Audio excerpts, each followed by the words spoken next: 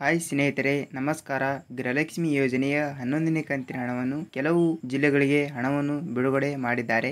ಅದಕ್ಕಾಗಿ ಯಾವ ಜಿಲ್ಲೆಗಳಿಗೆ ಹಣವನ್ನು ಬಿಡುಗಡೆ ಮಾಡಿದ್ದಾರೆ ಅಂತ ಪೂರ್ತಿಯಾಗಿ ಮಾಹಿತಿಯನ್ನು ತಿಳಿದುಕೊಳ್ತಾ ಹೋಗೋಣ. ನಿಮಗೂ ಕೂಡ ಅಂದ್ರೆ ಮಹಿಳೆಯರಿಗೆ 10ನೇ ಕಂತಿನ ಹಣದ ತನಕ ಗೃಹಲಕ್ಷ್ಮಿ ಯೋಜನೆಯ ಹಣವನ್ನು ಬಂದಿದ್ದರೆ 11ನೇ ಕಂತಿನ ಹಣವನ್ನು ಕೂಡ ರಾಜ್ಯ ಸರ್ಕಾರವು ಆದಷ್ಟು ಬೇಗನೆ ರಿಲೀಸ್ ಅನ್ನು ಮಾಡ್ತಾ ಇದೆ ಅಂತೆ. ಅದಕ್ಕಾಗಿ ಯಾವ ಜಿಲ್ಲೆಗಳಿಗೆ ಹಣವನ್ನು ರಿಲೀಸ್ ಆಗ್ತಾ ಇದೆ ಮತ್ತು ಎಷ್ಟನೇ ಕಂತಿನ ಹಣವನ್ನು ಕೂಡ ಬಿಡುಗಡೆ ಆಗ್ತಾ ಇದೆ ಅಂತ ಈ ವಿಡಿಯೋದಲ್ಲಿ ಪೂರ್ತಿಯಾಗಿ ಮಾಹಿತಿಯನ್ನು ತಿಳಿದುಕೊಳ್ತಾ ಹೋಗೋಣ. ಅದಕ್ಕಿಂತ ಮುಂಚೆ ನಿಮ್ಮಲ್ಲಿ ಒಂದು ರಿಕ್ವೆಸ್ಟ್, ನೀವೇನಾದ್ರೂ ನಮ್ಮ ವಿಡಿಯೋನ ಮೊದಲ ಬಾರಿಗೆ ನೋಡ್ತಾ ಇದ್ರೆ ನಮ್ಮ ಚಾನಲ್ ಅನ್ನು ಸಬ್ಸ್ಕ್ರೈಬ್ ಮಾಡಿ ಮತ್ತು ಪಕ್ಕದಲ್ಲಿರುವ ಬೆಲ್ ಐಕಾನ್ ಕೂಡ ಕ್ಲಿಕ್ ಮಾಡಿ. ವಿಡಿಯೋನ ಕೊನೆವರೆಗೂ ತಪ್ಪದೆ ನೋಡಿ, ನಿಮಗೆ ಮಾಹಿತಿಯನ್ನು ಅರ್ಥವಾಗುತ್ತದೆ. ಬನ್ನಿ ಸ್ನೇಹಿತರೆ, ವಿಡಿಯೋನ ಸ್ಟಾರ್ಟ್ ಮಾಡೋಣ. ನೋಡಿ, ಇಲ್ಲಿ ಕರ್ನಾಟಕದಲ್ಲಿ ಬರುವಂತಹ ಗೃಹಲಕ್ಷ್ಮಿ ಯೋಜನೆಯ 10ನೇ ಕಂತಿನ ಹಣವನ್ನು ಕೂಡ ಪ್ರತಿ ಮಹಿಳೆಯರು ಕೂಡ ಹಣವನ್ನು ಪಡೆದುಕೊಂಡಿದ್ದೀರಾ. ಈಗ 2 ತಿಂಗಳಿನಿಂದ ಯಾವುದೇ ಒಂದು ಕಂತಿನ ಹಣವನ್ನು ಕೂಡ ಕರ್ನಾಟಕದ ಮಹಿಳೆಯರು ಕೂಡ ಹಣವನ್ನು ಪಡೆದುಕೊಂಡಿಲ್ಲ. ಅದಕ್ಕಾಗಿ 11ನೇ ಕಂತಿನ ಹಣ 2,000 ರೂಪಾಯಿ ಮತ್ತು 12ನೇ ಕಂತಿನ ಹಣ 2,000 ರೂಪಾಯಿ, ಟೋಟಲ್ ಆಗಿ 4,000 ರೂಪಾಯಿ ಹಣವನ್ನು ರಾಜ್ಯ ಸರ್ಕಾರವು ನಿಮ್ಮ ಖಾತೆಗಳಿಗೆ ಬಿಡುಗಡೆ ಮಾಡ್ತಾ ಇದೆ.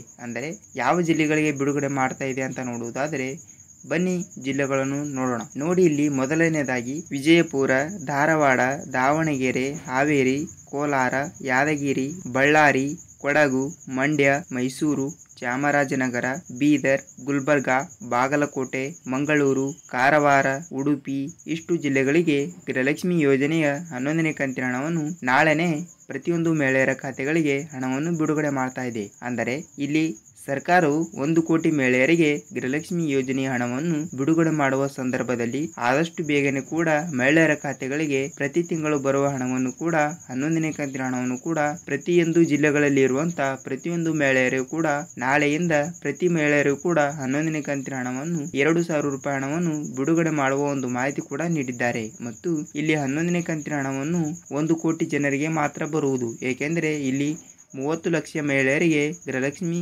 ಯೋಜನೆಯ ಕಡೆಯಿಂದ ತೆಗೆದು ಹಾಕಲಾಗಿದೆ. ಅಂದರೆ ಅವರ ಒಂದು ರೇಷನ್ ಕಾರ್ಡ್ಗಳನ್ನು ಕೂಡ ರದ್ದು ಮಾಡಲಾಗಿದೆ. ಅದಕ್ಕಾಗಿ 1 ಕೋಟಿ ಮೇಲೆ ಚಿಲ್ಲರೆ ಇರುವ 1 ಕೋಟಿದ ಮಹಿಳೆಯರಿಗೆ ಮಾತ್ರ ಗೃಹಲಕ್ಷ್ಮಿ ಯೋಜನೆಯ 11ನೇ ಕಂತಿನ ಹಣವನ್ನು ಕೂಡ ಅತಿ ಶೀಘ್ರದಲ್ಲೇ ಮಹಿಳೆಯರ ಖಾತೆಗಳಿಗೆ ಕೂಡ 2,000 ರೂಪಾಯಿ ಹಣವನ್ನು, ಅಂದರೆ ಗೃಹಲಕ್ಷ್ಮಿ ಯೋಜನೆಯ 2,000 ರೂಪಾಯಿ ಹಣವನ್ನು ಬಿಡುಗಡೆ ಮಾಡುತ್ತಿದೆ ಸರ್ಕಾರ. ಅದಕ್ಕಾಗಿ ಪ್ರತಿಯೊಂದು ಮಹಿಳೆಯರು ಕೂಡ ನಿಮ್ಮ ಖಾತೆಗಳನ್ನು, ಅಂದರೆ ನಿಮ್ಮ ಪಾಸ್ಬುಕ್ ಗಳನ್ನು ನಿಮ್ಮ ಹತ್ತಿರದ ನಿಮ್ಮ ಬ್ಯಾಂಕಿಗೆ ಹೋಗಿ ಒಂದು ಸಲ ನಿಮ್ಮ ಪಾಸ್ಬುಕ್ ಅನ್ನು ಚೆಕ್ ಮಾಡಿಸಿಕೊಳ್ಳಿ. ನಿಮಗೆ ಗೃಹಲಕ್ಷ್ಮಿ ಯೋಜನೆಯ 11ನೇ ಕಂತಿನ ಹಣವನ್ನು 2,000 ರೂಪಾಯಿ ಹಣವನ್ನು ಜಮಾವಣೆ ಆಗಿರುತ್ತದೆ. ನೋಡಿ ಸ್ನೇಹಿತರೆ, ಅಂದರೆ ಮಹಿಳೆಯರಿಗೆ ಈ ವಿಡಿಯೋನ ಅರ್ಥಪೂರ್ಣ ಆಗಿದೆ ಅಂತ ಅನ್ಕೋತೀನಿ. ನಿಮಗೆ ಗೃಹಲಕ್ಷ್ಮಿ ಯೋಜನೆಯ 11ನೇ ಕಂತಿನ ಹಣವನ್ನು ಬಂದಿದ್ದರೆ ಬಂದಿದೆ ಅಂತ ಕಮೆಂಟ್ ಮಾಡಿ, ಮತ್ತು ಹಣವನ್ನು ಬಂದಿಲ್ಲ ಅಂದರೆ ಬಂದಿಲ್ಲ ಅಂತ ಕಮೆಂಟ್ ಮಾಡಿ. ಏಕೆಂದರೆ ಬೇರೆಯವರು ವಿಡಿಯೋ ನೋಡಿದಾಗ ಅವರಿಗೂ ಕೂಡ ಗೊತ್ತಾಗುತ್ತದೆ ಹಣವನ್ನು ಬಂದಿದೆ ಇಲ್ವಾ. ನೋಡಿ, ನಿಮ್ಮ ರೇಷನ್ ಕಾರ್ಡ್ಗಳು ಕೂಡ ಇದ್ದರೆ ನೀವು ನಿಮ್ಮ ಬ್ಯಾಂಕಿಗೆ ನಿಮ್ಮ ಆಧಾರ್ ಕಾರ್ಡ್ ಮತ್ತು ನಿಮ್ಮ ಬ್ಯಾಂಕ್ ಪಾಸ್ಬುಕ್ ಮತ್ತು ನಿಮ್ಮ ಮೊಬೈಲ್ ನಂಬರ್ ಮತ್ತು ನಿಮ್ಮ ರೇಷನ್ ಕಾರ್ಡ್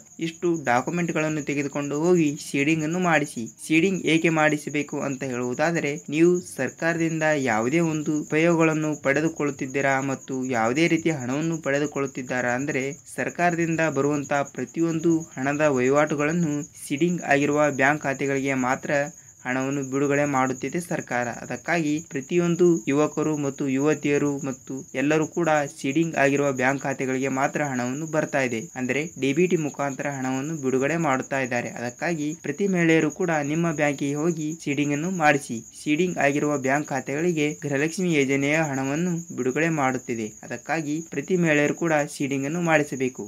ನೋಡಿ, ನಿಮಗೆ ಗೃಹಲಕ್ಷ್ಮಿ ಯೋಜನೆಯ ಅಪ್ಡೇಟ್ ಅನ್ನು ತಿಳಿದಿದೆ ಅಂತ ಅನ್ಕೋತೀನಿ. ನೀವೇನಾದರೂ ನಮ್ಮ ವಿಡಿಯೋನ ಮೊದಲ ಬಾರಿಗೆ ನೋಡ್ತಾ ಇದ್ರೆ ಚಾನಲ್ ಅನ್ನು ಸಬ್ಸ್ಕ್ರೈಬ್ ಮಾಡಿ ಮತ್ತು ಒಂದೇ ಒಂದು ಲೈಕ್ ಮಾಡಿ. ಏಕೆಂದರೆ ನಿಮ್ಮ ಒಂದು ಲೈಕ್ ನಮ್ಮ ಚಾನಲ್ಗೆ ಪೂರ್ತಿ ತರುತ್ತದೆ. ಅದಕ್ಕಾಗಿ ವಿಡಿಯೋನ ಪೂರ್ತಿಯಾಗಿ ನೋಡಿದಕ್ಕೆ ಧನ್ಯವಾದಗಳು. ಮತ್ತೆ ಮುಂದಿನ ವಿಡಿಯೋದಲ್ಲಿ ಮತ್ತೆ ಭೇಟಿ ಆಗೋಣ ಸ್ನೇಹಿತರೆ. ನಮಸ್ಕಾರ.